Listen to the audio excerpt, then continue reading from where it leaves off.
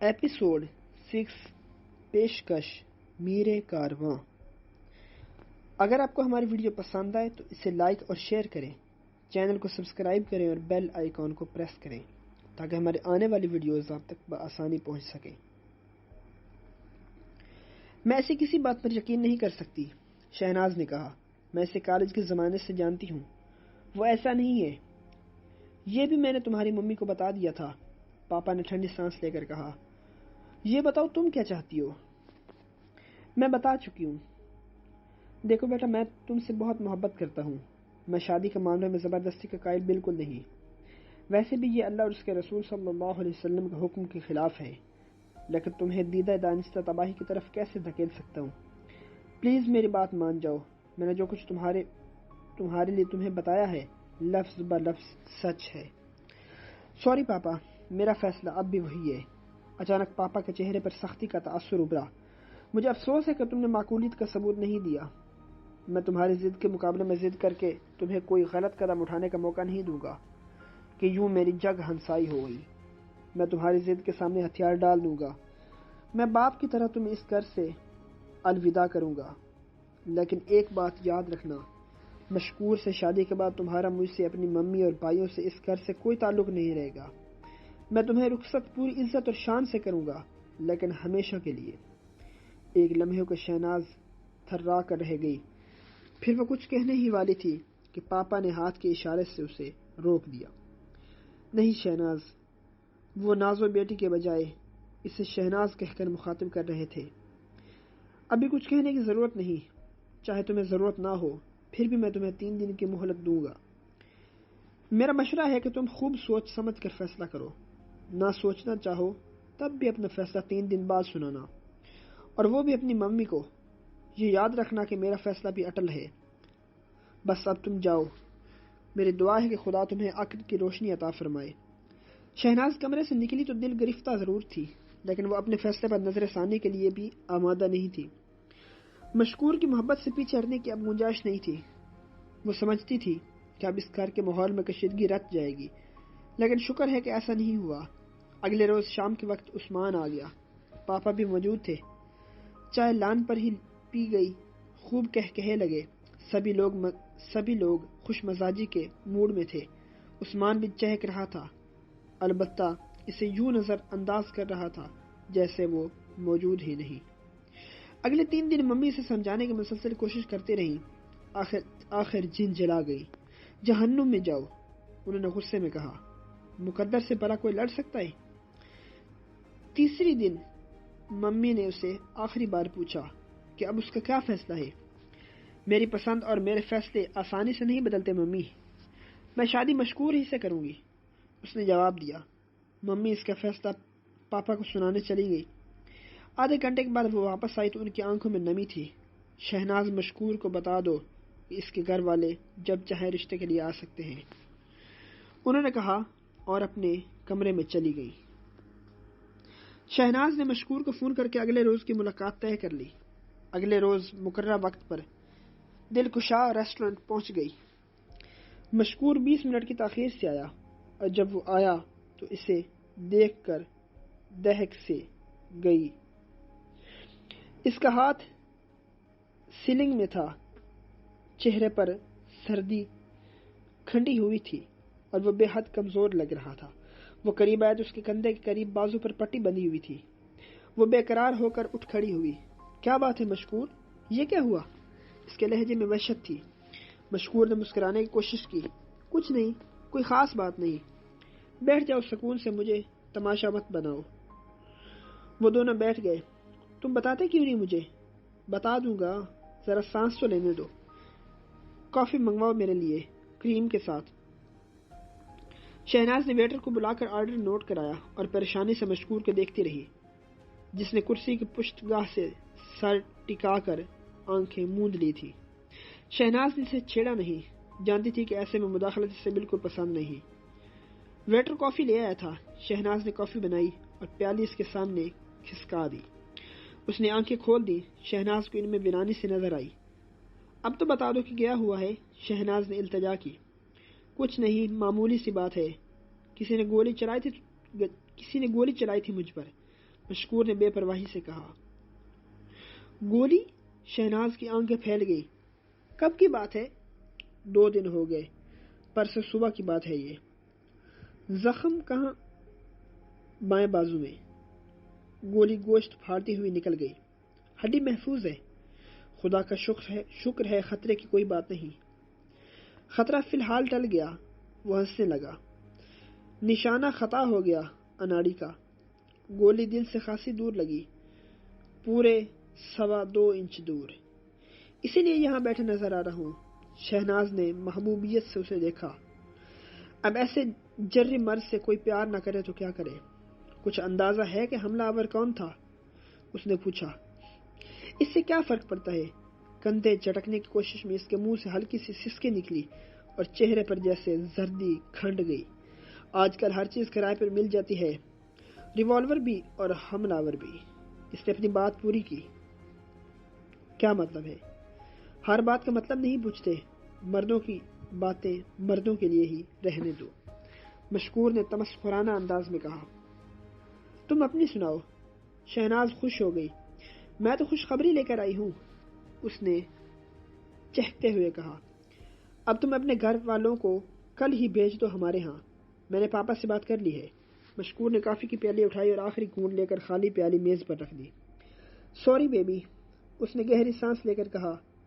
یہ تو اب ممکن نہیں۔ شہناز پوچھتی رہ گئی۔ کیا کہہ رہے ہو؟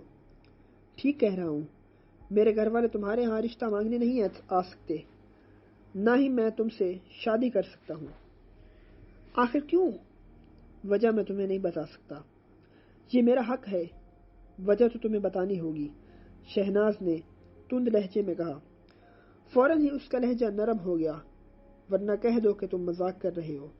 میں مذاق نہیں کر رہا ہوں اور تمہیں وجہ بھی نہیں بتا سکتا، اس لیے کہ میں جانتا ہوں عورتیں پیٹ کی ہلکی ہوتی ہیں، اور تمہارے منہ سے کبھی یہ بات نکل گئی تو میں اس خطرے سے دوچار ہو جاؤں گا۔ اس سے پہلے میں تم سے دستبردار ہو رہا ہوں، میں اتنا بڑا خطرہ نہیں لے سکتا۔ شہناز کے چہرے پر ہوائیاں اڑ رہی تھی۔ اس کی سمجھ میں نہیں آ رہا تھا کہ یہ اس کے ساتھ ہو کیا رہا ہے۔ اتنی مشکل سے تو یہ بات بنی تھی۔ اس شادی کے لیے کیا کہ کچھ چھوڑ دینے کا فیصلہ کیا تھا، اور اب مشکور ہی انکاری ہو رہا تھا، اور اسے وجہ بھی نہیں معلوم۔ وجہ جاننا تو بہت ضروری ہے۔ اسے محسوس ہو رہا تھا کہ مشکور کے انکار کی وجہ سے بالواسطہ یا بلا واسطہ اس کا تعلق ضرور ہے۔ پلیز مشکور، مجھے سب کچھ بتا دو، وہ گڑ گڑائی۔ میں وعدہ کرتی ہوں کہ کبھی کسی سے کچھ نہیں کہوں گی، ساری زندگی راز رکھوں گی اسے۔ مشکور سوچ میں پڑ گیا۔ یہ تمہارے لیے غیر ضروری بوجھ ہوگا، میں تمہیں کرب میں مبتلا نہیں کرنا چاہتا۔ یقین کرو اتنا ظرف رکھتی ہوں تو میری قسم کھاؤ کہ یہ راز ہمیشہ راز رہے گا۔ تمہاری زبان کھلی تو مجھے ناقابل تلافی نقصان پہنچے گا۔ میں تمہاری قسم کھاتی ہوں کہ تمہارا یہ راز کبھی میری زبان پر نہیں آئے گا۔ سوچ لو، ضبط کرنا بہت دشوار ہوگا۔ سوچنے کی تو اب بات ہی نہیں، تمہاری قسم کھا چکی ہوں۔ قاتلانہ حملے سے پہلے مجھے فون پر دھمکی دی گئی تھی کہ میں تمہارا خیال دل سے نکال دوں۔ مشکور نے کہا۔ میں نے اسے اہمیت نہیں دی۔ 1 گھنٹے بعد مجھ پر گولی چلا دی گئی۔ شہناز نے ملامت بھری نظروں سے اسے دیکھا۔ اور تم موت سے ڈر گئے، موت کے خوف سے تم مجھے چھوڑنے پر آمادہ ہو گئے۔ بکواس مت کرو ورنہ تھپڑ مار بیٹھوں گا میں۔ تم بات ہی ایسی کر رہے ہو۔ پوری بات سنو میری اور زبان بند رکھو تھوڑی دیر، مشکور نے سخت لہجے میں کہا۔ اگلے روز پھر فون موصول ہوا۔ اس بار دھمکی کی نوعیت بدل گئی۔ مجھ سے کہا گیا کہ میری 3 بہنیں ہیں، وہ اغوا بھی ہو سکتی ہیں اور ان کی بے عزتی بھی کچھ مشکل نہیں۔ پھر میرے ماں باپ کی باری آئے گی اور آخر میں میرا نمبر آئے گا۔ اس پر میں نے کہا کہ جب تک میں زندہ ہوں یہ کچھ نہیں ہو سکتا۔ فون کرنے والے نے بے نیازی سے کہا کہ میں نے بات نہیں مانی تو یہ بھی دکھا دیا جائے گا۔ اس نے چند لمحے توقف کیا۔ اب بتاؤ میں کیا کر سکتا تھا سوائے اس کی بات ماننے کے؟ گولی چلا کے وہ معاملے کی سنگینی کا ثبوت دے چکا تھا۔ شہناز کو چپ سی لگ گئی۔ یہ سب کچھ اس کی سمجھ سے باہر تھا، سمجھ میں نہیں آ رہا تھا کہے تو کیا کہے۔ اس نے یہ تنبیہ کی تھی کہ میں تمہیں کچھ بھی نہیں بتاؤں ورنہ ہر دھمکی پر عمل کیا جائے گا۔ مجھ سے کہا گیا کہ بس تمہارا خیال دل سے نکال دوں۔ وہ کہتے کہتے رکا۔ میں مرد آدمی ہوں، موت سے نہیں ڈرتا، لیکن بہنوں کا معاملہ تو نہیں سہ سکتا، اسی لیے تمہیں نہیں بتانا چاہ رہا تھا۔ اسے اندازہ ہو گیا کہ تمہیں یہ بات معلوم ہو گئی تو وہ جھرجھری لے کر رہ گیا۔ شہناز کو اس پر ترس آنے لگا۔ ایسا مضبوط اور جواں مرد کیسا خوف زدہ نظر آ رہا ہے، ساتھ ہی اس کا خون بھی کھولنے لگا۔ 4 دن پہلے میں نے پاپا کو بتا دیا تھا کہ میں تمہارے سوا کسی سے شادی نہیں کروں گی، شہناز نے بتایا۔ انہوں نے مجھے 3 دن کی مہلت دی تھی کہ میں خوب سوچ سمجھ کر حتمی فیصلہ کر لوں۔ کل میں نے انہیں بتا دیا۔ انہوں نے کہا میں تمہارے گھر والوں کو رشتہ طلب کرنے کے لیے بلا سکتی ہوں، اس یقین کے ساتھ کہ میرے گھر سے رشتہ مانگنے کے لیے کوئی نہیں آئے گا، مشکور نے زہریلے لہجے میں کہا۔ شہناز کو اس کی بات سمجھنے میں دیر نہیں لگی، اس کی تیوریاں چڑھ گئی۔ کیا تم یہ کہہ رہے ہو کہ یہ قاتلانہ حملہ میرے پاپا نے کرایا ہے اور وہی تمہیں دھمکیاں دے رہے ہیں؟ میں کچھ بھی نہیں کہہ رہا ہوں، یہ تو وہ جمع 2 4 والی بات ہے، یہ تو 2 جمع 2 4 والی بات ہے۔ میری ہتھیار ڈالنے کے بعد ہی انہوں نے حامی بھری ہے۔ تم غلط سمجھ رہے ہو، پاپا نے مجھ سے کہہ دیا تھا کہ وہ اس شادی کے خلاف ہیں۔ انہوں نے کہا کہ وہ باقاعدہ مجھے رخصت کریں گے، لیکن ہمیشہ کے لیے۔ تم سے شادی کے بعد میرا گھر سے، ان سے، ممی سے، بھائیوں سے کوئی تعلق نہیں رہے گا۔ اگر یہ سب کچھ ان کا کیا درا ہوتا تو انہیں یہ دھمکی دینے کی کیا ضرورت تھی؟ تم ٹھیک کہہ رہی ہو، مجھے ان پر شک تھا بھی نہیں، مشکور نے کہا، لیکن میں جانتا ہوں کہ یہ کس کی حرکت ہے۔ میں بھی سمجھ رہی ہوں، شہناز نے کہا، یہ عثمان کے سوا کوئی نہیں ہو سکتا، لیکن مشکور تم اس کا دماغ تو بآسانی درست کر سکتے ہو؟ مشکور تم اس کا دماغ بآسانی درست کر سکتے ہو؟ میں یہ رسک نہیں لے سکتا، پیسے میں بڑی طاقت ہوتی ہے بیبی، میری بہنیں میرے پاؤں کی بیڑیاں بن گئی ہیں۔ تو پھر تم مجھے بھول جاؤ اور خدا کے لیے اپنا وعدہ یاد رکھنا، دیکھنا یہ ہے کہ کیا اس طرح وہ میرا اور تمہارا تعلق ختم کر سکے گا، یہ تو آنے والا وقت ہی بتائے گا۔ گھر آ کر شہناز سوچتی اور الجھتی رہی، بساط کیسے الٹ گئی تھی۔ جس خواب کی تعبیر کے لیے وہ ممی اور پاپا کے سامنے ڈٹ کر کھڑی ہوئی تھی، جس کے لیے وہ سب کچھ چھوڑنے پر آمادہ ہو گئی تھی، وہ بس خواب ہی رہ گیا تھا۔ تعبیر اب اسے کبھی نہیں مل سکتی تھی۔ اسے عثمان سے ایسی نفرت محسوس ہو رہی تھی کہ اس کا بس چلتا تو وہ اس کی بوٹیاں نوچ لیتی۔ وہ سوچتی اور اسے غصہ آنے لگتا۔ پاپا نے مشکور کو خود غرضی اور مطلبی کہا تھا، اور مشکور نے اپنی بہنوں کی خاطر کیسا احسار کیا تھا، اپنی محبت سے، اپنے ہر خواب سے دستبردار ہو گیا تھا، اور جس عثمان پر وہ جان چھڑک رہے تھے وہ خود غرض ثابت ہوا۔ اسے اپنانے کے لیے، اس کی محبت حاصل کرنے کے لیے وہ کیسے ہتھ کنڈے استعمال کر رہا تھا۔ اور پاپا کہتے ہیں کہ وہ مردم شناس ہے، انسانوں کو پہچانتے ہیں، ہزاروں انسانوں کو برتا ہے انہوں نے۔ کب آ رہے ہیں وہ لوگ؟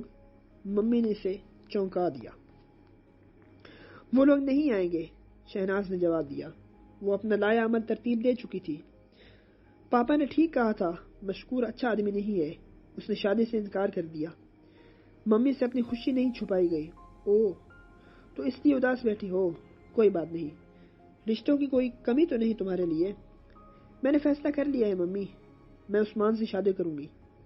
لیکن تم اسے پسند نہیں کرتی؟ وہ ناپسندیدگی تو اس لیے تھی کہ میں مشکور کو پسند کرتی تھی، شہناز نے کہا، اور ویسے بھی میں آپ کو اور پاپا کو خوش کرنا چاہتی ہوں، مجھ سے بڑی غلطی ہوئی تھی۔ ممی خوش ہو گئی، وہ جانتی تھی کہ ان کی وساطت سے یہ بات پاپا تک پہنچے گی تو وہ بھی بے حد خوش ہوں گے۔ اس رات دیر تک جاگتی رہی، اسے احساس ہو رہا تھا کہ کسی محبت سے دستبردار ہونا بے حد مشکل کام ہے۔ کتنی بار اس کے جی میں آئی کہ یہ سب کچھ چھوڑ کر مشکور کے پاس چلی جائے، اس سے کہے کہ ہم سب کچھ چھوڑ کر کہیں چلے جائیں، اپنی دنیا کہیں اور بسائیں، لیکن وہ جانتی تھی کہ اب یہ ممکن نہیں۔ بہنوں کا مسئلہ اپنی جگہ ہے، اور نہ بھی ہوتا تب بھی مشکور نے جو کہہ دیا تھا وہ اس سے کبھی نہ ہٹتا۔ جو کہہ دیا سو کہہ دیا۔ وہ ایسا ہی آدمی تھا۔ اسے مشکور کا اٹھایا ہوا سوال یاد آیا کہ اس طرح وہ ان کے تعلق کو ختم کر سکے گا؟ کبھی نہیں۔ وہ بڑبڑائی۔ اس سوال کے جواب سوچتے سوچتے وہ سو گئی۔ اس رات اس نے جتنے خواب دیکھے وہ محبت اور انتقام کے ملے جلے خواب تھے۔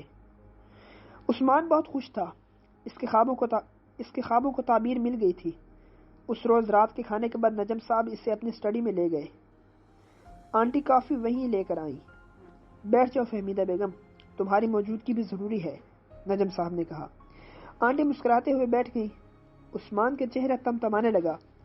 انکل اور آنٹی بہت خوش نظر آ رہے تھے۔ اسے لگتا تھا کہ کوئی اہم بات ہونے والی ہے۔ ویسے تو تم میرے لیے اولاد کی طرح ہو، نجم صاحب نے مسکراتے ہوئے کہا، لیکن ہم نے تمہیں باقاعدہ اپنا بیٹا بنانے کا فیصلہ کر لیا ہے۔ میں آپ کا شکر گزار ہوں۔ عثمان کی آنکھیں نم ہو گئی۔ شکریہ انکل۔ اور کوئی مسئلہ ہو، کوئی کام ہو جس میں دشواری ہو تو مجھے فون کر دینا، ٹھیک ہے بیٹے؟ جی انکل۔ یہاں پر ایپیسوڈ 6 کا اختتام ہوتا ہے۔ بقیہ کہانی سننے کے لیے ایپیسوڈ 7 سماعت فرمائیں۔